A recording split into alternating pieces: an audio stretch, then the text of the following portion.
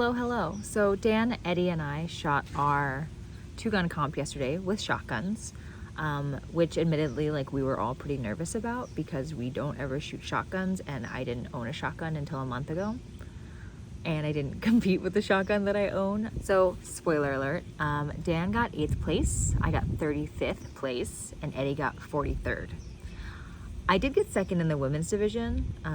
There were only 2 women, and there's no women's division, and also the other woman who participated, like, smashed. I think she got like 14th place, she destroyed, and it was out of 59, so like very impressive. We were surrounded by several strangers who were welcoming, talented, super helpful, super kind. Like, it was an awesome experience, and honestly the 3 of us are gonna compete again, and honestly I think it's gonna be like a regular thing for us. I will say that I think if we do the shotgun match again, Eddie will probably borrow our Maverick 88 because at least it's not a side-by-side, because that really fucked him over. So without further ado, I'm going to walk us through each stage. We actually went kind of in a round robin, so we started at stage 5 and then went to 1, 2, 3, and 4, so it might sound a little confusing as I talk through it, but the first stage that we did was stage 5. So stage 5 was what was called the shotgun cross. So I don't know how big this is gonna be, so I'm gonna put myself like in the corner, and like this is the stage. So P1 is at the bottom of the map, P2 is in the middle, P3 is to the left, P4 is to the right, and P5 is at the top of the cross. So it's like a little Swiss cross. So what you have to do on the cross is you start with your pistol, you hit the target, a steel target about 25 yards away with your pistol. If you miss, you have to re-engage. So you have to hit to move forward or backward in the cross. So you start at P1, hit the target, move to P2, hit the target, move to P3, hit the target, move back to P2, hit the target, move to P4, hit the target, move to P2, hit the target, hit to P5. Once you hit to P5, or once you hit at P5, you drop your mag, which means you only have 1 more bullet in your chamber. You hit the high value target again, and then you can holster. So once you holster your pistol, you whip your shotgun around, and you have to do the same thing but backwards. So before the comp, we were kind of debating, like, did we want to preload the tube with enough shells to get through the cross without stopping and reloading, or loading per position. I was really excited by how good it felt and how accomplished I felt. Like, I felt like I did pretty good. I think I missed twice on a pistol engagement, so I reshot, but all in all, like, pretty solid. I was also, though, very surprised by how tiring it was. I was tired, and that was stage 1 of 5. The par time on that stage was 120 seconds, and I did it in 84.27. Honestly, I thought I was gonna finish no stages, so I was like, hell yeah, I got a stage. I've done what I needed to do for the day. Are you ready? Yep. Stand by. Oh yeah. No, I mean that's relative with everybody else. Yeah. Low.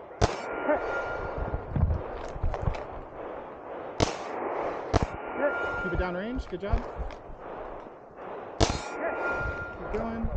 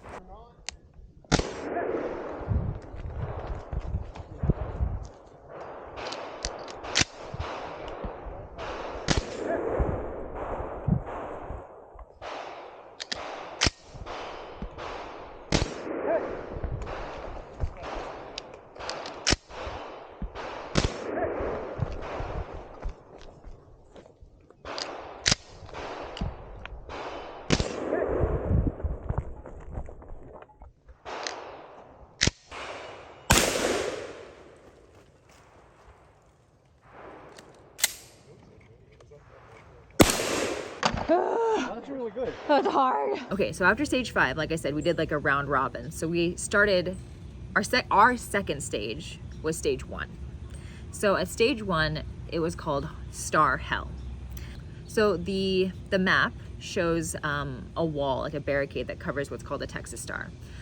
Day of the comp, the match directors decided to move the wall back towards the shooter instead. So on one hand, by moving the wall towards the shooter in their first position, it gave them a disadvantage because now instead of being standing, the shooter now had to be kneeling or prone, which meant that when they moved to another place on the stage, it took time to make that lateral movement. So that was a disadvantage. The advantage though of having the wall closer is that how a Texas Star works is it is like 5 sticks on a circle, and the sticks bear weight, the targets. So if you shoot the bottom, right, if it's in a star position, if you shoot one of the bottom ones, the weight of the other 4 swing the Texas Star around. And so the original stage as written covers the top 3, so only the ones on the bottom show. And so by engaging those, you have a harder to move target. So because the wall had moved closer to the shooter and they could be prone or kneeling, we got the chance to shoot the top of the star, which meant that there wasn't as much of a revolution in the system.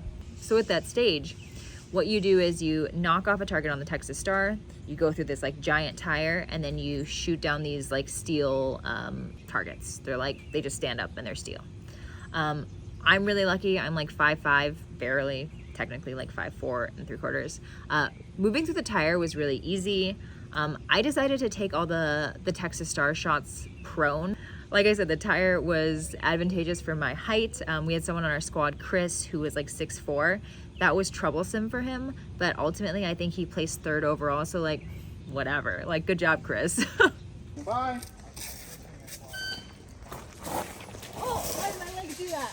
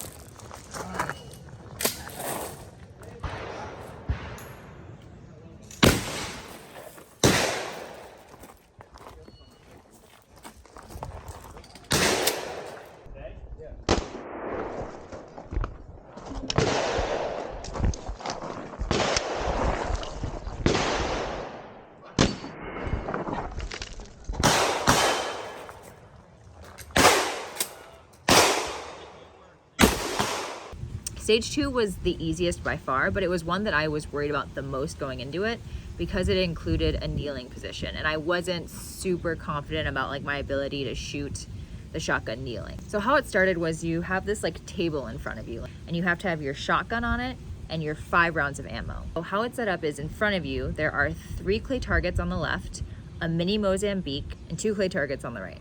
So when the buzzer starts, you load up your gun, all 5 rounds, or single load, however you want to do it, but you load up your gun, you engage the clay targets.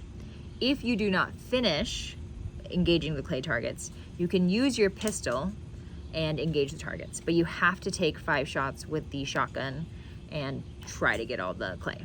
So I hit all 5 clay without needing to engage with my pistol, so I moved on to the next part of the stage, which did include a pistol portion. So this thing called a mini Mozambique, it's like a steel like torso and a head. So you hit the head and the head falls back. And then you hit the chest and the projectile has enough momentum, hopefully in it, so that when you hit the chest, the head comes back up and resets for the next shooter. So it's basically 2 shots or more, but knock the head off and then hit the chest, resets. So the part time on that, again, 120. I did it in 30:07.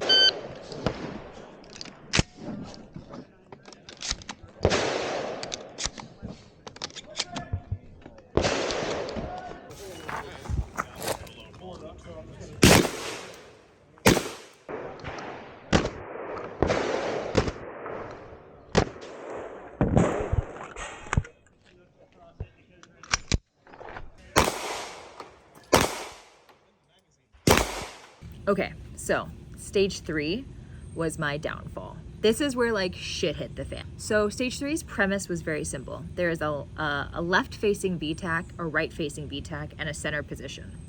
A VTAC, if you don't know, is basically like a piece of plywood that is cut and it has stairs on one side and then like different holes. So like the holes are like a circle, a square, a slit, all these different things. How it worked on this is in front of the VTAC, there were like these 4 stakes in the ground. They're like 2 feet tall and they have a heavy metal target on them. And then in front of the middle, it's a metal stand with 2 spinners on it. And then the other VTAC has the same thing, the staked out things with the metal targets. So the idea on this is that you start at the left VTAC, you hit a target off of the stake. You move to the middle, you hit the spinner plate. Doesn't have to spin, you just have to hit the spinner plate. And then you move to the right VTAC and you hit a target off. So there were 3 critical things that made me not finish this stage. The first one was, despite having hit the center of these targets, depending on how they were reset, they weren't always placed on the stakes in a way that was conducive to them falling. So there was a few times where I had to engage a couple of times to get them to fall, and that's just an unfortunate like human setup thing. Not super upset about that. So the second thing was my mistake. When you're running these competitions, you have a range officer following you, 1, to watch your safety protocol, and 2, with a timer so you can hear when your time is up or when you have 10 seconds or whatever. They also just kind of like give you tips and tricks if you need it. So there were a couple of times that I was doing it and he would yell out. And I was like, oh, he must mean that I missed the target, like I'm out of bounds. He meant that I was out of ammo and it never registered to me until I finished the stage. So you can see in this video, he'll say out a couple times and I'll stand there and I'll still try to fire. And then I'm like, oh, he means I need to load ammo. So the third hang up actually has to do as like a continuation of my second problem, which was there was a time when he called out and I was like, oh yeah, it means out of ammo. I flipped the gun over and instead of loading the whole tube, which would have prepped me more for the stage, I put 1 in the chamber, rack it, shoot, miss, and then so I have to flip it again and fill it all again. So like that cut so much time. So for each target that was left, you get an additional 60 seconds of time added to your stage time. So it was 120-second par time, and I got a 300-second finish because I missed 3 targets by the end.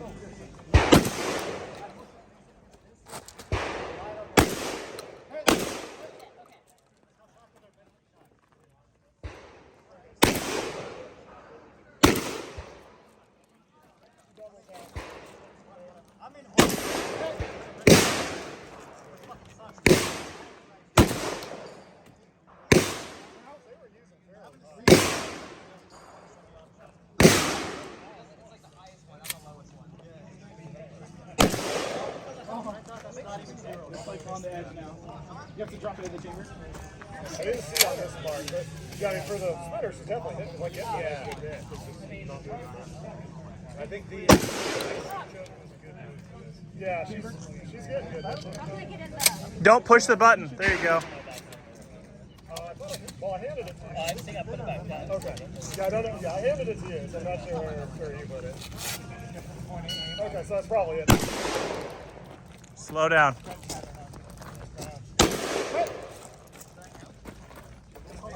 Slow.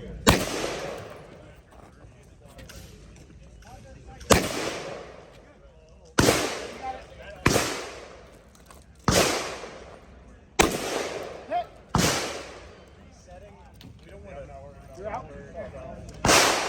You're out.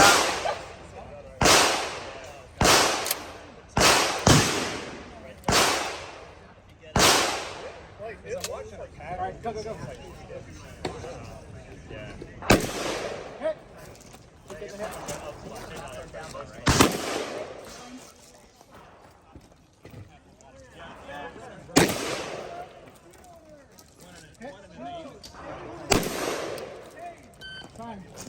So stage 4 was the last one that we did. Admittedly, I fucked up on this one too. I went a little bit too quickly and that was my downfall. So the first engagement is a pistol engagement and it's on a spinner plate. So like you saw in the last stage, it's like a bar and then there's like a steel plate and a bar and a steel plate. So if you got that spinner plate to do a full revolution, you actually got 60 seconds removed from your total time for that stage. So I was like, why not? Let me try it. Like, I kind of understand how it works, not really. But the rules as written are you have to engage the spinner plate at minimum with 5 shots on top, 5 shots on bottom, but you can't double tap. So you have to go top, bottom, top, bottom, top, bottom. I was trying to do that while also trying to spin it. And by doing so, there were a few times where I got caught up like wondering, you know, if I miss, do I re-engage in the same spot to do the spinner, or do I just re-engage to get my top or bottom? So that really slowed me down. Once I got 10 hits on the plate though, total, I moved to the high value target. So that's you drop your mag, you hit the target, and then you move the shotgun part.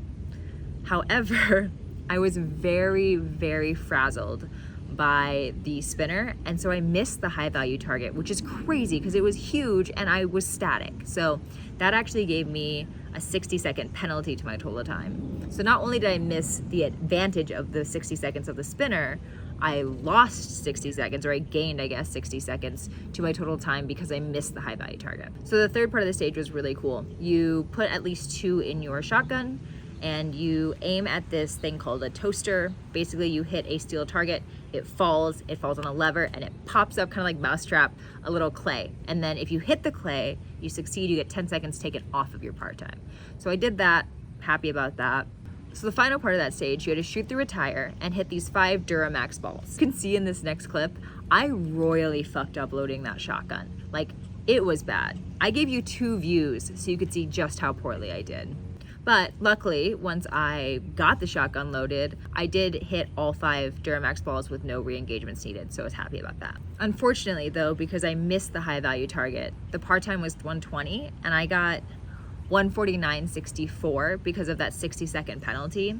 If I got the high value target, which I should have, I don't know how I didn't, but it would have finished at 89.64.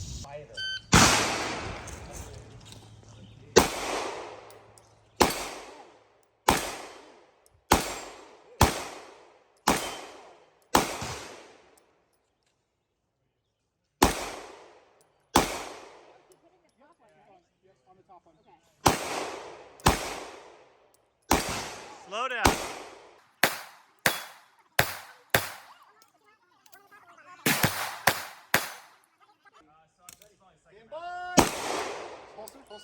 Closer, keep going. All right, now let release 2.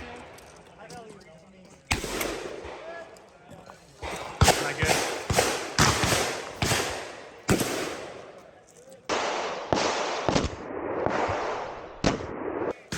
Tire, all 5 balls.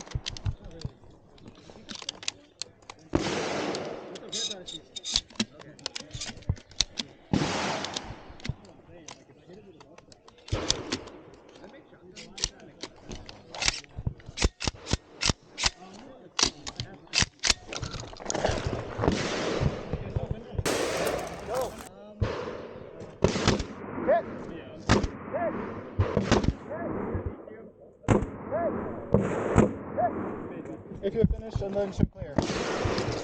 So at the end of the comp, we helped with teardown, and in that process, we were actually allowed to try with the spinner again. I have included a clip of that. There you go. Yep. Bottom. Top. Bottom. Good hit. I lost it. Yeah. I think for the future comps, until I really get the spinner down, I'm not going to try to get it to spin because I had it for a second and then I completely lost it. So I hope you enjoy that. I don't know how many shotgun pistol comps I'm going to run, especially because this club only runs 2 a year. But I'm really looking forward to the rifle comp next month. We are actually literally, as we speak, like Dan is on the computer researching some stuff to build out our rifles. So that's something that we're gonna try to do on a regular basis. We also wanna do something that's called a brutality match. It's gonna kill me. My joints are not built for this, nor are my skills up to par. I hope you guys enjoyed the chaos of this video. I appreciate everyone's tips and tricks in the process leading up to it. Big thanks to the whole squad and like everyone at Fairfax Rod Gun. If you like what I do here, which is be weird in male-dominated spaces where there's canonically a lot of like straight white men. You know, like and subscribe. I appreciate that. And also, if you like stickers, go to 2a4a.com. I made stickers for you and there's free shipping, and I usually send a goofy little card. And yeah, thanks. All right, goodbye.